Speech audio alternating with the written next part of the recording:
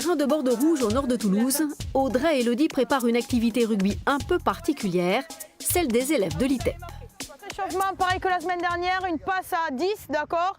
On va augmenter à 10, on est à 8, on augmente à 10. Une fois par semaine, cet institut spécialisé propose une séance de sport à des adolescents atteints de troubles du comportement. Et cette année, c'est Audrey qui anime l'atelier. La capitaine de Blagnac travaille comme éducatrice socio-sportive pour l'association Rebond. Vite, vite, validez, Maxime! Allez, faut aller marquer! Ok! Un rôle sur mesure qui lui permet de transmettre sa passion du rugby.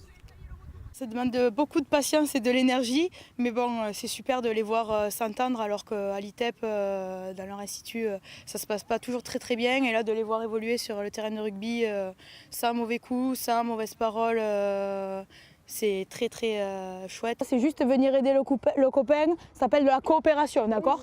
Allez, viens là. Voilà, et tu fais avancer.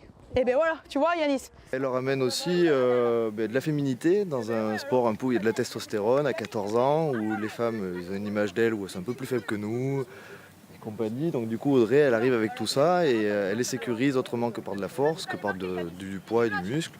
Et elle leur fait du bien en fait. La semaine prochaine, la même séance, d'accord? Après les garçons, direction Bellefontaine pour l'initiation rugby aux jeunes filles des quartiers. Chaque semaine, Audrey consacre 35 heures à son activité d'éducatrice, un planning que son employeur accepte de moduler. Il faut qu'elles puissent avoir des emplois du temps aménagés parce qu'effectivement elles ont beaucoup de contraintes sportives, que ce soit internationales mais aussi en club, plus la préparation physique, plus les entraînements.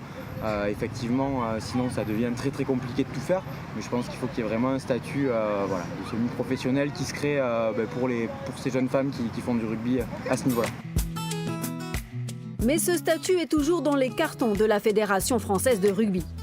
Alors en attendant un vrai contrat fédéral pour les internationales, c'est encore le système D pour Audrey, malgré quelques progrès.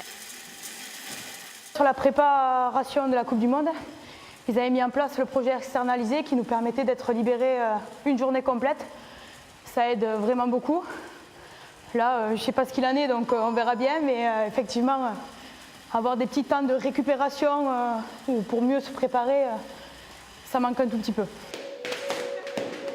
Entre les exigences de l'équipe de France, les ambitions top 8 de Blagnac et les journées de boulot, la récupération, ce n'est pas pour tout de suite, Audrey.